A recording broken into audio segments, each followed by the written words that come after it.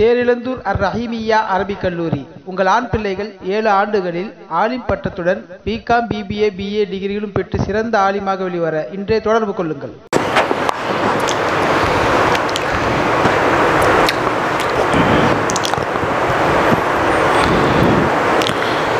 அஸ்ஸலாமு அலைக்கும் வரஹ்மத்துல்லாஹி வபரகாத்துஹு. அல்ஹம்துலில்லாஹி ரப்பில் ஆலமீன் வஸ்ஸலாத்து வஸ்ஸலாமு அலா சய்யிதினா முஹம்மதின் வ அலா ஆலிஹி வ ஸஹ்பிஹி அஜ்மஈன். வமா தௌஃபீகி இல்லா பில்லாஹ். லா ஹவ்ல வலா குவ்வத இல்லா பில்லாஹில் அலியில் அலீம்.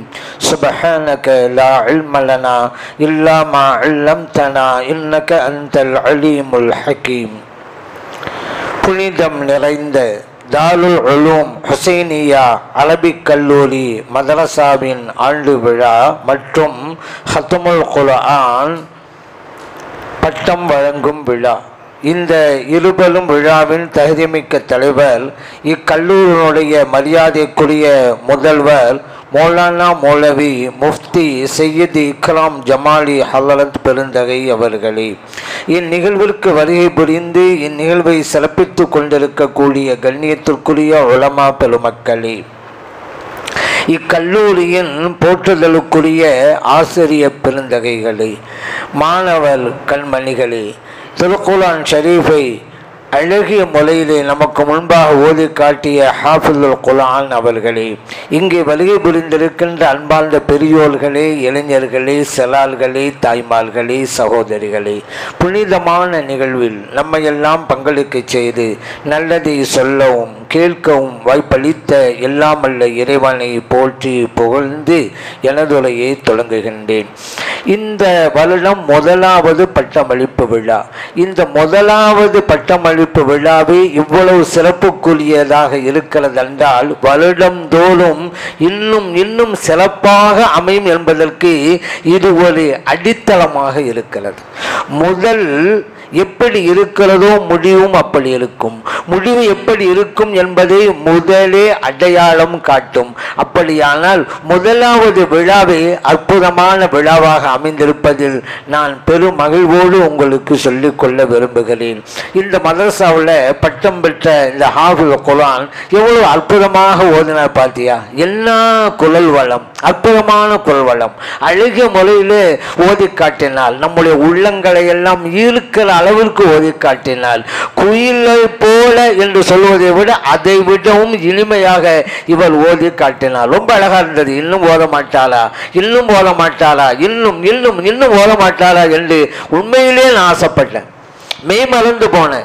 உலக காலிகள்ல சில பேர் இருக்கிறாங்கல்ல, அந்த லிஸ்ட் இருக்கிறாரு. ஏன்னா அல்லாஹ் அப்படி ஒரு கிஃப்டை கொடுத்திருக்கலாம் அந்த குரல் வளம். மாஷா அல்லா, மாஷா அல்லா. அதுவும் இந்த ஹுசைனியா மதரசாவின் மூலமாக இவர் ஹாஃபிதுல் குர்ஆன் பட்டத்தை வாங்குகிறான்னு சொன்னா அதுவும் அவளுக்கு மிகப்பெரிய நற்பாக்கியமாக அமைந்திருக்கிறது. இவருடைய சிறப்பு என்ன தெரியுமா?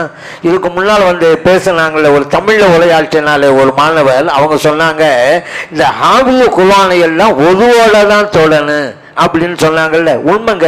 அப்படி சில பெரிய ஆள்கள் வாழ்க்கையில் நடந்து காட்டி இருக்கிறாங்களே. சட்டம் அப்படி இல்லை, ஆனாலும் நடந்து காட்டி இருக்கிறாங்க. ஏன்? கண்மணி நாயகம் ஸல்லல்லாஹு அலைஹி வஸல்லம் அவர்கள் கூறினார்கள், லா யமுஸ்ஸல் குர்ஆன இல்லா தாஹிருன். பரிசுத்தமானவங்க தான் குர்ஆனை தொட வேண்டும். முவத்தாவிலே பதிவு செய்யப்பட்டிருக்கிறது, தாரகுத்னியிலும் பதிவு செய்யப்பட்டிருக்கிறது.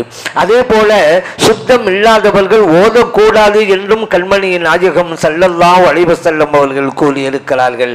லா தக்ரவுல் ஹாயிது வலல் ஜுனுபு ஷைஅம் மினல் குர்ஆன். மாத விலக்குள்ள பெண்களும் குளிப்பு கடமையானவர்களும் ஆண்கள் பெண்கள் இரு சாலாலும் குர்ஆனில் எந்த பகுதியையும் ஓதக்கூடாது. திருமீது பதிவு செய்யப்பட்ட ஹதீஸ். ஏன் இப்படியெல்லாம் கண்மணி நாயகம் ஸல்லல்லாஹு அலைஹி வஸல்லம் அவர்கள் கூறினார்கள் என்றால், அது கலாமுல்லாஹ், அல்லாஹ்வினுடைய பேச்சு. இந்த சட்டம் குர்ஆனை தவிர வேற எந்த நூலுக்கும் கிடையாது. ஆனால் குர்ஆனுக்கு அது இருக்கிறது. அந்த வகையிலே தான் குர்ஆனை ஒன்று இல்லாமல் தொடக்கூடாதுல்ல. ஹாஃபில் குர்ஆன் நெஞ்சத்தில் சுமந்து இருக்கிறாங்கல்ல. ஆகவே ஒருவோட தான் ஹாஃபில தொடணும் என்று கொள்கை முடிவுள்ள சில பெரியார்கள் வாழ்ந்திருக்கிறார்கள்.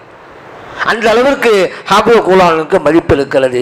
இன்னும் சொல்ல போன ஹாஃபில் என்கின்ற வார்த்தை இருக்குது, இறைவனுடைய திருநாமங்களில் ஒன்றுங்க அது ஹாஃபில் அப்படிங்கிறது.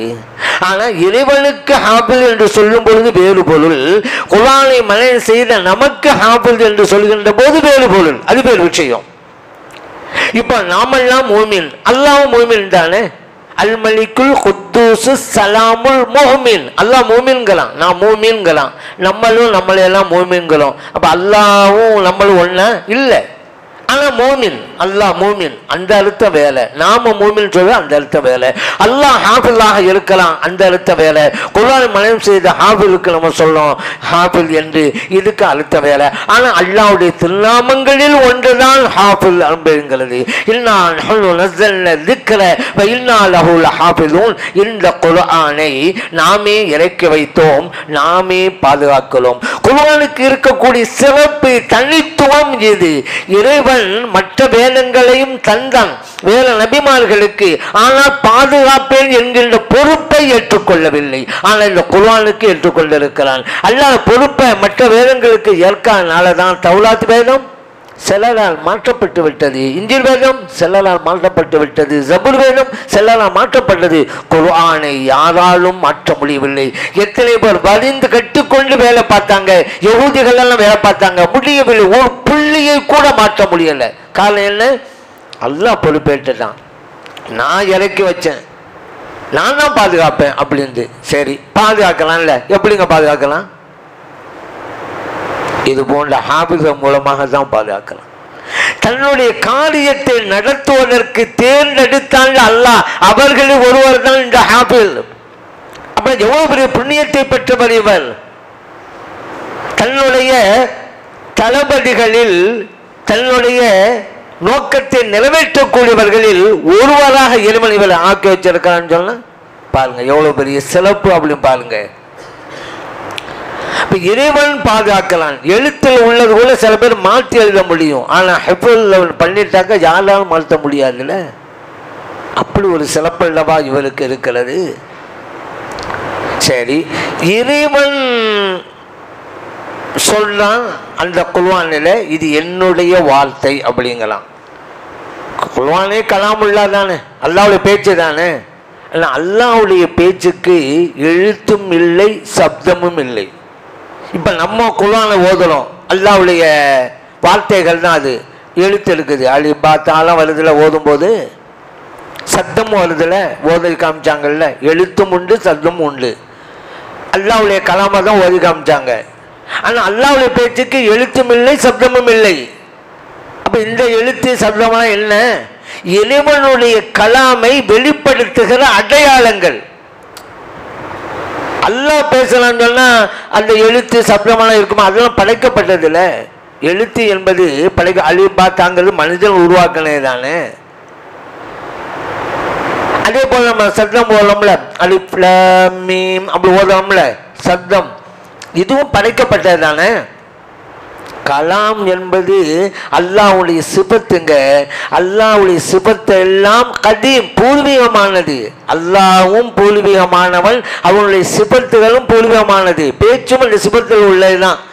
பூர்வீகமானதுன்னு சொன்னாக்கா எழுத்தெல்லாம் இருந்தாக்கா பூர்வீகம் இல்லைன்னு வந்துடும், புதுசாக உண்டானது வந்துடும். இந்த குர்ஆன் படைக்கப்பட்டதா இல்லை. இதனால தானுங்க ஷாஃபி இமாம் போன்றவர்கள், ஹம்பலி இமாம் போன்றவர்கள் எல்லாம் சிறையில் அடைக்கப்பட்டாங்க இந்த பிரச்சனைனால. முஅத்தஸிலாக்கள்லாம் என்ன சொன்னாங்க? குர்ஆன் படைக்கப்பட்டதுன்னாங்க. நம்ம இமாம் சொன்னாங்க குர்ஆன் படைக்கப்பட்டதில்லைன்னாங்க. குர்ஆன் படைக்கப்பட்டதில்லைன்னா நம்மகிட்ட இருக்கக்கூடிய குர்ஆன் இருக்குதுல்ல, இப்போ நம்ம வச்சிருக்கிறோம்ல, இது படைக்கப்பட்டது. ஏன்? பேப்பர் மனித உருவாக்கினது தானே, பிரிண்டிங் மனித செஞ்சது தானே, இது படைக்கப்பட்டது தான். இதில் இருக்கக்கூடிய அல்லாஹ்வுடைய பேச்சுன்னு ஒன்று இருக்குதுல்ல, அது படைக்கப்படாதது. அது சொல்லங்களா தான் சிறைச்சாலையெல்லாம். இமாம் ஷாஃபி ரஹ்மத்துல்லாஹி அவங்களுக்கெல்லாம், அதுபோல் அஹமது பின் ஹம்பல் ரஹ்மத்துல்லாஹி. அதனால அஹமது பின் ஹம்பல் ரஹ்மத்துல்லாஹி சிறையில் அழைக்கப்பட்டாங்க. ஷாஃபி இமாம்கிட்ட கேட்கும் பொழுது அந்த காலத்து உமவியாக்களுடைய ஆட்சி காலம், முஅத்தஸிலாக்களுடைய கொள்கை தான் அவங்கள்ட்ட நிறைய இருந்தது. அவங்க ஷாஃபி இமாம்கிட்ட கேட்டாங்களாம், இது இந்த குர்ஆனை பற்றி என்ன சொல்லுங்கிறீங்க, மஹ்லூக்கா கையில மஹ்லூக்கா, படைக்கப்பட்டதா படைக்கப்படாதா அப்படிங்கும்போது ஷாஃபி இமாம் சொன்னாங்க ஹாதா மஹ்லூக், இது படைக்கப்பட்டதுதான் அப்படின்ட்டாங்க. அப்போ நீங்க போயிட்டு வாங்கன்ட்டாங்க. ஆனா ஷாஃபி இமாம் இது மஹ்லூக்னு சொல்லும்போது இந்த குர்ஆனை காமிச்சாங்க. ஏன் எழுதப்பட்ட குர்ஆன் அது மஹ்லூக் தானே, மனித உள்ளாக்கள் தானே, பிரிண்டிங் மிஷின், பேப்பர், பெயிண்ட், இங்கு எல்லாம் மனித கண்டுபிடிப்பாங்க, இது மஹ்லூக்கு தான். ஆனால் அல்லாஹ்வுடைய பேச்சுன்னு இருக்குதுல்ல, அது கையுல் மஹ்லூக், படைக்கப்படாதது. இப்போ குர்ஆனை மன்னனம் செய்திருக்கிறார்கள் 6736 வசனங்கள். குர்ஆன்ல எத்தனை ஆயத்து இருக்குது? 6736. 6666 அப்படின்னு நிறைய பேர் சொல்லிட்டு இருப்பாங்க. அப்படி கிடையாது. இந்த நம்பலை வாங்கிறதுக்கு புதுசாக கார் வாங்கினவங்கெல்லாம் காசை கொடுக்குறாங்க, எனக்கு அந்த நம்பலை தான் வேணும், காசு வேணாம் நிறைய தரல. சில கார்களுக்கு பார்த்துருப்பீங்க 6666 கிடையாது. சில பேர் சொல்லுவாங்க இல்லைங்க இது ஆஷா எல்லாம் அவங்களுடைய கவுளுங்க, அவங்க கூட்டுங்க, அப்படியும் கிடையாது. ஒரு இமாமும் சொல்லலை, ஒரு சஹாபியும் சொல்லலை 6666. அது கிளப்பி விட்டாங்க, அவ்வளோதான். இப்போ நம்மகிட்ட இருக்குதுல குர்ஆன் ஷரீஃப், இது இருக்கு. இப்போ நம்மளாம் உட்காந்து ஓதுறோம். சென்னையில் எவ்வளோ குர்ஆன் இருக்குது, மக்காவில் எவ்வளோ குர்ஆன் இருக்குது, மதீனா ஷரீஃபில் எவ்வளோ குர்ஆன் இருக்குது, எல்லா குர்ஆனையும் எடுங்க. ஆயத்தோட நம்பர் எத்தனை? 6236. அதை மனப்பாடம் பண்ணி எடுக்கலாங்க. இதுக்கு தான் ஹாஃபில் அப்படின்னு நம்ம சொல்லிக்கிட்டு இருக்கோம். ஆனால் புகாரி இமாம் காலத்தில் ஹாஃபில்ண்டா குர்ஆன் மனப்பாடம் பண்ணுறவர் கிடையாது. அல் ஹாஃபில் இப்னு ஹஜர் அல் அஸ்கலானி அப்படின்னு நம்ம படிச்சிருப்போம். யார்? புகாரி ஷரீஃபுக்கு விரிவுரை எழுதிய இமாம் அல் ஹாஃபில். அந்த ஹதீஸ் கலையில் ஹாஃபில்னா என்ன தெரியுமா அர்த்தம்? 1,00,000 ஹதீஸை மனப்பாடம் பண்ணவங்கள அர்த்தம். அல் ஹாஃபில் இப்னு ஹஜர் அஸ்கலான்னு சொன்னால் குர்ஆனை மன்னனம் செய்த இப்னு ஹஜர் அஸ்கலான்னு அர்த்தம் இல்லை, 1,00,000 ஹதீஸ் மன்னனம் செய்தவன்னு அர்த்தம். அப்போ ஹதீஸ் கலையில் அப்படிதான். இப்போ நம்மள்கிட்ட தான் ஹாஃபில் தான் யாருங்க?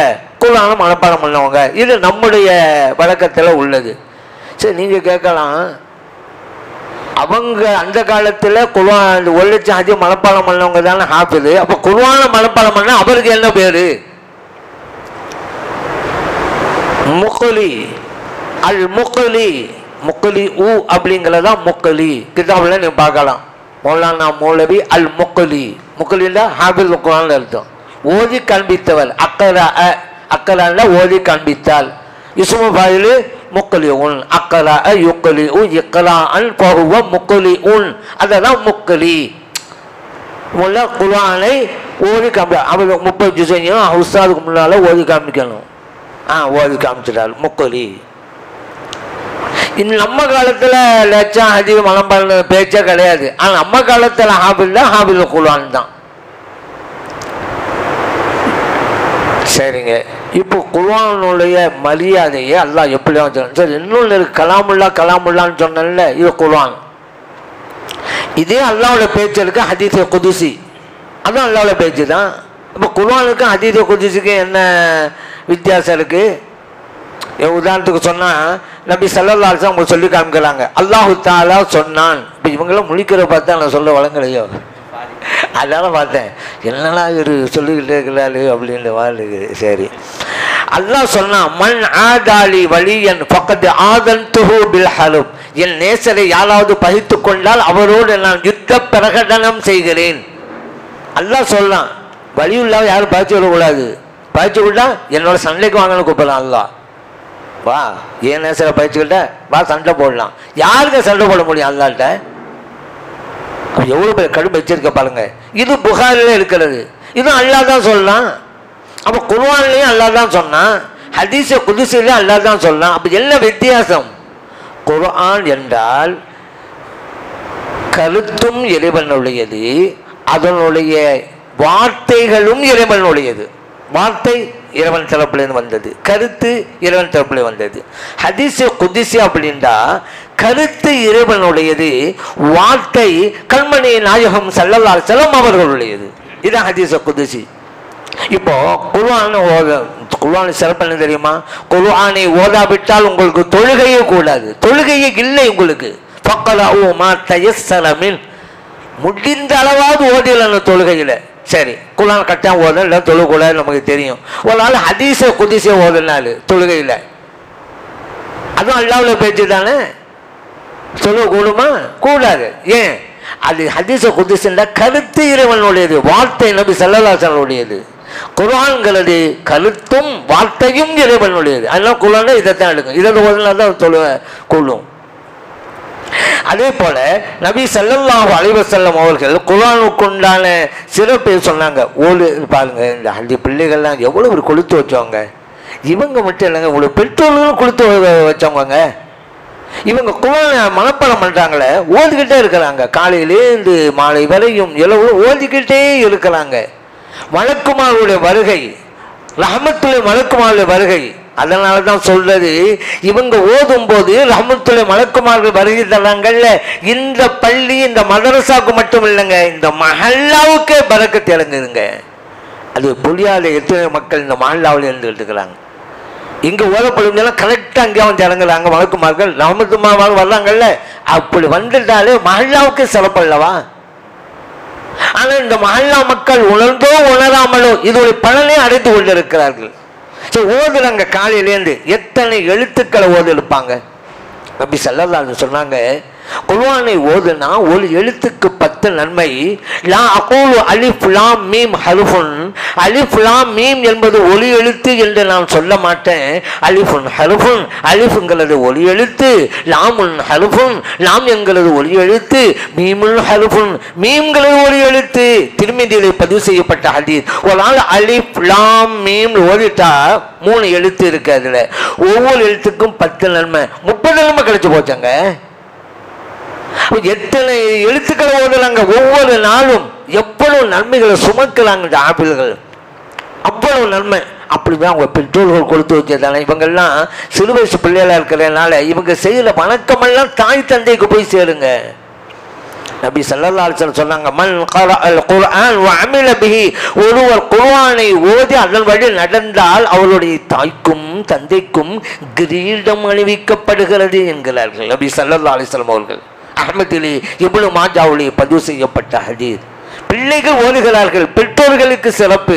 அதனால தான் சொன்னேன், பிள்ளைகளும் கொடுப்பினை பெற்றவர்கள், அவர்களை பெற்றவர்களும் கொடுப்பினை பெற்றவர்கள். பிள்ளை பெற்றால் என்ன பலன்? பிள்ளை பேரெடுத்தால் பெற்ற பலன் அப்படிம்பாங்க. இந்த பிள்ளைகள் எல்லாம் பேரெடுத்திருக்கிறார்கள். குறிப்பாக இன்னைக்கு குர்ஆன முடிச்ச இந்த ஹாஃபில் குர்ஆன் பேரெடுத்திருக்கிறார். ஆகவே அவருடைய பெற்றோர்கள் பெற்ற பலனை பெற்றுவிட்டார்கள். பெற்றோர் நம்ம சொல்றோமே, தந்தைன்னு சொல்லுவோம். தந்தை அவ்வளோ என்ன, அப்பு உருது மொழியில பாவா, அப்பா, அப்பா, அப்பா. தமிழ்ல தந்தை. இந்த உலகத்திலே நம்மை தந்தார் அவர்தான், அவர் மூலமெல்லாம் பிறந்தோம். நம்மை தந்ததால் அவர் தந்தை. அது இருக்கட்டும். அடுத்து ஒண்ணு இருக்குது பாருங்க, பெற்றோர். இங்கதாங்க நம்முடைய அசல் ஈமான். நம்முடைய பெற்றோர்களுக்கு நம்மளை கொடுத்தது யாரு? யாருங்க? அல்லாஹ் தான் கொடுத்தான். அல்லாஹ் கொடுத்ததை இவர்கள் பெற்றுக்கொண்டார்கள். பெற்றோர் இதுதான் ஹக்கைக்கு, இதுதான் கரெக்டு. உண்மையிலேயே பெற்றோர்கள் தந்தாங்க, அல்லாஹ் நம்ம கொண்டு வந்திருக்கிறான். அல்லாஹ் கொடுத்தது வாங்கினதுதான் பெற்றோர்கள், தாயும் தந்தையும். அப்போ நம்ம தமிழ்ல எவ்வளவு அற்புதமான கருத்து உள்ளடக்கி இந்த வார்த்தையை வச்சாங்க பார்த்தீங்களா? பெற்றோர் வார்த்தையை வச்சது தமிழ் அறிஞர்கள், முன்னால் உள்ள தமிழர்கள் தானே. அரபி மொழி தெரிஞ்ச அதற்கு மகள் இல்லையே. அப்போது உணர்ந்திருக்கிறாங்க. அப்ப இறைவன் கொடுத்ததை பெற்றவர்கள் பெற்றோர். இப்போ ஓதிக்கிட்டே இருக்கிறாங்கல்ல, எத்தனை ஹர்புகள் ஆயிடுச்சு. இது குர்ஆனுக்குள்ள சிறப்பை சொல்லவா? ஜெயிது, ஜெயிதுன்னா ஒரு ஆளுக்கு பேரு. இப்போ ஒரு ஆள் ஜெயிது இருக்கிறாரு, நான் அவரை கூப்பிட்றேன், ஜெயித் இங்கே வாங்கங்கல. ஜெயிதுன்னு நான் சொன்னேன்னா எனக்கு நன்மை கிடைக்குமா? கிடைக்காது. ஆனால் நீங்கள் குர்ஆனை ஓதுவீங்க, ஃபலம்மா கவ்வா ஜெயிதும் மின்ஹா அப்படி ஓதுவீங்க. நீங்கள் குர்ஆன் ஓதும்போது அங்கே நீங்கள் ஜெயிதுன்னு சொல்லும் பொழுது 3 எழுத்தாச்சு, ஜா யா தாலு. ஒரு எழுத்துக்கு 10, 3 எழுத்து 30 நம்மங்க. சா சாதாரணமாக செய்ததுல நன்மை இல்லை, குர்ஆன்ல செய்ததுன்னு வந்துட்டாக்கா 30 நன்மை. குர்ஆனுடைய ஆற்றல் இப்போ புரியுதா உங்களுக்கு? அதனால இந்த குர்ஆனை சுமந்தவர்கள் நற்பாக்கியம் உள்ளவர்கள். குர்ஆன் எந்த அளவிற்கு முக்கியத்துவம் வாய்ந்தது தெரியுமா? இப்போ வாங்க சொல்லியாச்சு, இக்காம சொல்ல போறாங்க, தொழுகள் நடத்தணும். பல பேர் இருக்கிறாங்க, யாருக்கு தொழில் நடத்துறது? நபி ஸல்லல்லாஹு அலைஹி சொல்லாங்க, அக்ரஹும் லிகிதாபில்லாஹ், அல்லாஹ்வுடைய வேதத்தை நன்கு ஓதினாலே அவர்தான் ஹாஃபில் குர்ஆன். மதிப்பை பார்த்தியால? பலர் இருக்கலாம் ஜமாத்தில், தொழுகை நடத்துகின்ற அதிக உரிமையும் அதிகாரம் பெற்றவர் இந்த ஹாஃபில் குர்ஆன் என்று அடையாளம் காட்டுகிறார்கள் நபிகள் நாயகம் ஸல்லல்லாஹு அலைஹி வஸல்லம் அவர்கள். முஸ்லிமிலே பதிவு செய்யப்பட்ட ஹதீஸ். இப்போ புரியுதா? இந்த உலகத்திலே சிறப்புங்க ஹாஃபில் குர்ஆன்களுக்கு. மறுமையும் அப்படிதான். எப்படி கேட்குறீங்களா? உஹது யுத்தத்தில் பல சஹாபா பல மக்கள் ஷஹீத் ஆகிட்டாங்க. ஒவ்வொரு கபலிலும் 2 பேர் 3 பேர் அப்படி அடக்கம் செய்கிறாங்க. ஏன் தனித்தனியாக ஒவ்வொரு ஆளுக்கும் கபலை தோண்டி சிரமம் தானே. இப்போ பார்த்தா சுனாமி எல்லாம் ஏற்பட்டது, சில பூகம்பம்லாம் ஏற்பட்டது. அப்போலாம் பல பேர் மொத்தா போயிட்டாங்க. பெரிய குழியாக தோண்டி எல்லாரையும் அப்படி அழிக்க வச்சு தான் மூடினாங்க. அந்த மாதிரி தான் உஹது யுத்தத்தில் 2 பேர் 3 பேர். சரி, இப்போ சஹாபா பெருமக்கள் நபிகள் நாயகம் ஸல்லல்லாஹு அலைஹி வஸல்லம் யார சொல்லலாம், இந்த 2 மையத்து இருக்கு 3 மையத்து இருக்கு, இதில் எந்த மையத்தை நாங்கள் முதலாவதாக வைப்பது? ஒவ்வொன்றையும் அணுவாக யோசிச்சாங்க. நம்மளாம் என்ன செய்வோம், அந்த 2 பேரும் அடக்கம் செய்யணும்னு சொன்னால் 2 பேர் எடுத்து வச்சிருவோம், முடிஞ்சு போச்சு. அந்த சஹாபா பெருமை பார்த்தீங்களா, 2 பேரும் வைக்க சொல்லிட்டாங்க, ரைட்டு, யாரை ஃபஸ்ட்டு வைக்கிறது அப்படி யோசிக்கிறாங்க. அதான் சஹாபியர் அணுவாக. அப்ப நபி ஸல்லல்லாஹு அலைஹி வஸல்லம் சொன்னது என்ன தெரியுமா? அவர்களில் குர்ஆனை அதிக மனனமிட்டவர் இருப்பார் அல்லவா, அவரையும் முதலாவதாக வையுங்கள். ரூஹ் பிரிந்ததற்கு பிறகு கூட முக்கியத்துவம் பெற்றவர்கள் குர்ஆனை மனனம் செய்தவர்கள், நெஞ்சத்திலே சுமந்தவர்கள். இவர்கள் இந்த ஹாஃபிஸாவுடைய நெஞ்சு சாதாரண நினைக்கிறீங்களா? ஏங்க, குர்ஆனை மலையில இறக்கி வச்சா தாங்க முடியாம வெடித்து சிதறி போய்விடும் என்கிறான் இறைவன். லவ் அன்ஸல்னா ஹாதல் குர்ஆன் அலா ஜபலின் லரஐதஹு ஹாஷிஅன் முத்தஸத்திஅன் மின் ஹஷியத்தில்லாஹ். அல்லாஹ் குர்ஆன்ல சொல்றாங்க, இந்த குர்ஆனை ஒரு மலையில இறக்கி வச்சா தாங்க முடியாம வெடித்து சுக்கு நூலாகி போயிருங்களாம். அப்படிப்பட்ட குர்ஆனை சுமந்த நெஞ்சம் கண்ட ஹாஃபில் குர்ஆனுடைய நெஞ்சம் மலையை விடவும் உறுதிமிக்க நெஞ்சம் இது. இப்போ புரியுதா? குர்ஆன் ஹாஃபில் மனப்பாடம் பண்ணியிருக்காங்க, சுமக்கலாங்கங்களும். ஹாஃபில் குர்ஆன் தான் யார் நினைச்சுங்க, இவங்க போறாங்க வர்றாங்க தெருவில் அப்படியெல்லாம் நடமாட்டிக்கிட்டு வரலான்னு வச்சுக்கிறங்க. குர்ஆன் நலமாகிறது, குர்ஆன் போகிறது, குர்ஆன் வருகிறது, குர்ஆன் நலமாடுகிறது. ஹாஃபிஸ் நடந்து போனால் குர்ஆன் போய்கொண்டு இருக்கிறது. அவ்வளோ பெரிய சிறப்பல்லவா? இன்னொன்று, இந்த ஹாஃபில் குர்ஆன் யார் தெரியுமா? அஹ்லுல்லா, அல்லாஹ்வுடைய குடும்பத்தினர். நமக்கெல்லாம் குடும்பம் இருக்கும். உங்கள் கிராமங்களை பார்த்தா அவர் அந்த குடும்பங்க, இவர் இந்த குடும்பங்க அப்படிம்பாங்க. குடும்பத்தில் பேர் சொல்லுவோம். அல்லாஹ்வுக்கும் குடும்பம் இருக்கு. எனக்கு அல்லாஹ்வுக்கும் குடும்பம் இருக்கா? ஆமாம், இது ஸல்லல்லாஹு அலைஹி வஸல்லம் சொன்னாங்க, அல்லாஹ்வுக்கும் குடும்பம் இருக்கிறதுன்னாங்க. சஹாபா பெருமக்கள் கேட்டாங்க, அல்லாஹ்வின் குடும்பங்கள் யாரு அப்படின்னாங்க. நபி ஸல்லல்லாஹு அலைஹி வஸல்லம் சொன்னாங்க, அஹ்லுல் குர்ஆன், குர்ஆனை சுமந்தவர்கள் தான் அஹ்லுல்லா, அல்லாஹ்வின் குடும்பத்தினர். நசாயிலே பதிவு செய்யப்பட்டிருக்கிறது. இவ்வளவு பெரிய சிறப்பு அந்த ஹாஃபில் குர்ஆன்களுக்கு இருக்கிறது. அதான் சொன்ன, இது யாருக்கும் கிடைப்பதில்லை. இறைவனால் செலக்டட் செய்யப்பட்ட புண்ணியவான்களுக்குத்தான் இது கிடைக்கும். எல்லாருக்குமா கிடைக்கும்? நல்லவர்கள் எவ்வளோ பேர் இருக்கலாம். குர்ஆனை மனம் செய்வதுங்கிறது அல்லாஹ் சில பேருக்கு தான் வச்சிருக்கலாம்.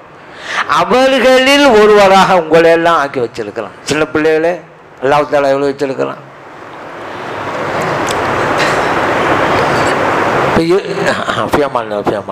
ஜஸாக்கல்லாஹ் ஜஸாக்கல்லாஹ்.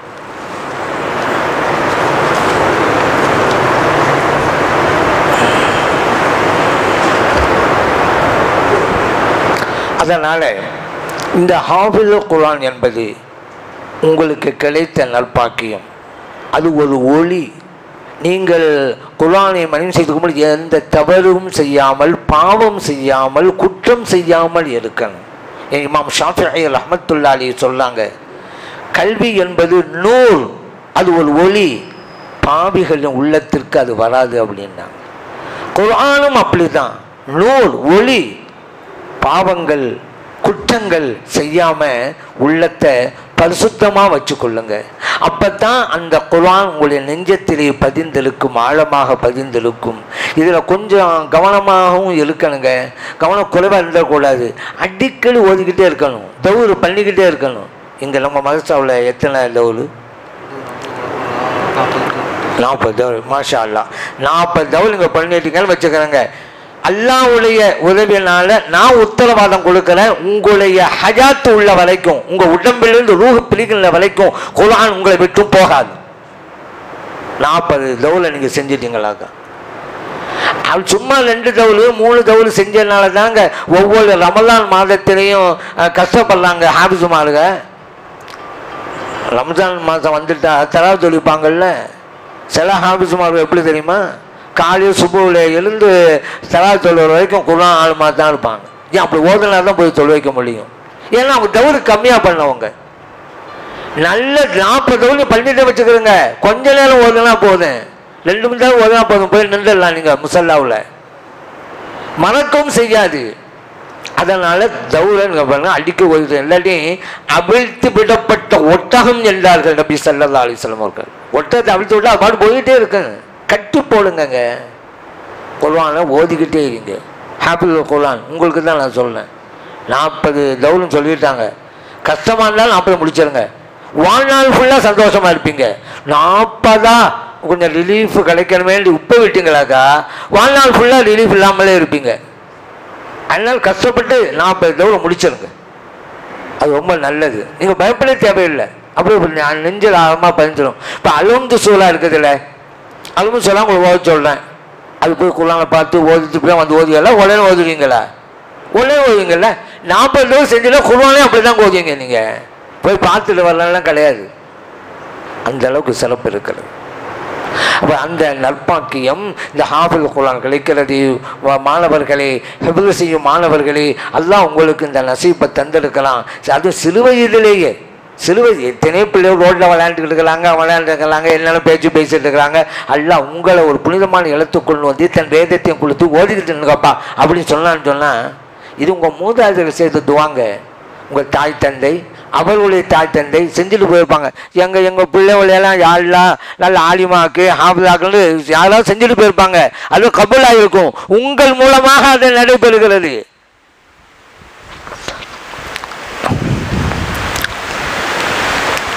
ஆகவே இந்த ஹாஃபில் குர்ஆன் அவர்களுக்கு அல்லாஹு தஆலா நல்ல குவ்வத்துல் ஹிஃப்லை தந்தல்வானாக. குர்ஆனை அடிக்கடி ஓதுகின்ற நற்பாக்கியத்தை அல்லாஹ் தந்துள்வானாக. அவருடைய நெஞ்சத்தை அல்லாஹ் விரிவாக்கி கொடுத்தல்வானாக. அவருடைய நெஞ்சத்திலே அல்லாஹ் ஒளியை கொடுத்தல்வானாக. குர்ஆனை எவ்வாறு மனம் செய்தாலோ அதுபோன்று குர்ஆன் படி நடப்பதற்குண்டான தௌஃபீக்கையும் அல்லாஹ் அவருக்கு வழங்கியல்வானாக. இந்த குர்ஆனுடைய விளக்கத்தை பெறுகிற ஆலிம் கோர்ஸையும் ஓதுகின்ற பாக்கியத்தை அல்லாஹ் தந்துள்வானாக. இந்த ஹாஃபில் குர்ஆனுடைய பெற்றோர்களுக்கும் அவருடைய குடும்பத்தினர்களுக்கும் அல்லாஹ் நீடித்த ஹயாத்தை தந்தல்வானாக. மனசுக்கு ராகத்தை கொடுத்தல்வானாக. சந்தோஷமான வாழ்க்கையை தந்தல்வானாக. உள்ளலுக்கு சஹத்தையும் சலாமத்தையும் தந்தல்வானாக. இங்கே மதரசாவிலே ஓதுகின்ற மாணவர்களான நாமும் இந்த கூட்டத்திலே கலந்து கொண்டிருக்கிற பெரியோர்கள், ஆண்கள், பெண்கள், இங்கே இருக்கக்கூடிய உஸ்தாதுமார்கள் அத்தனை பேருக்கும், அவருடைய பிள்ளைகளுக்கும், அவருடைய பெற்றோர்களுக்கும், அவருடைய குடும்பத்தினருக்கும் அல்லாஹு தஆலா வளமான வாழ்வை தந்தல்வானாக. நீடித்த ஆயுளை கொடுத்தல்வானாக. மனசுக்கு ராகத்தை தந்தல்வானாக. மகிழ்ச்சியான வாழ்க்கையை அல்லாஹ் கொடுத்தல்வானாக. நம்முடைய தேவைகளை பூர்த்தி செய்து தந்தல்வானாக. நம்முடைய நோய் நொடிகளை கவலைகளை எல்லாம் அல்லாஹ் அகற்றிவிடுவானாக. இந்த ஹுசைனியா மதரசாவை அல்லாஹு தஆலா மேலும் மேலும் சிறப்பாக்கி கொடுத்தல்வானாக. இந்த மதரசாவில் இருந்து நிறைய ஹாஃபில்களை உருவாக்குவதற்கு அல்லாஹ் தௌஃபீக் செய்தல்வானாக. இந்த மதரசாவுடைய சேவையை அல்லாஹ் கபூல் செய்து அருள்வானாக. இந்த துவாவை கண்மணி நாயகம் ஸல்லல்லாஹு அலைஹி வஸல்லம் அவருடைய பரக்கத்தாலும் மெய்நிலை கண்ட ஞானி முஹையித்தீன் அப்துல் காதிர் ஜீலானி ரலியல்லாஹு அன்ஹு அவருடைய பரக்கத்தாலும் அல்லாஹ் கபூல் செய்து அருள்வானாக. ஆமீன். வல்ஹம்துலில்லாஹி ரப்பில் ஆலமீன் என்று பிரார்த்தனை செய்து வாய்ப்பளித்த ஹல்லத் பெருந்தகை அவர்களுக்கு நன்றி கூறி விடைபெறுகிறேன். அஸ்ஸலாமு அலைக்கும் வரஹ்மத்துல்லாஹி வபரகாத்துஹு.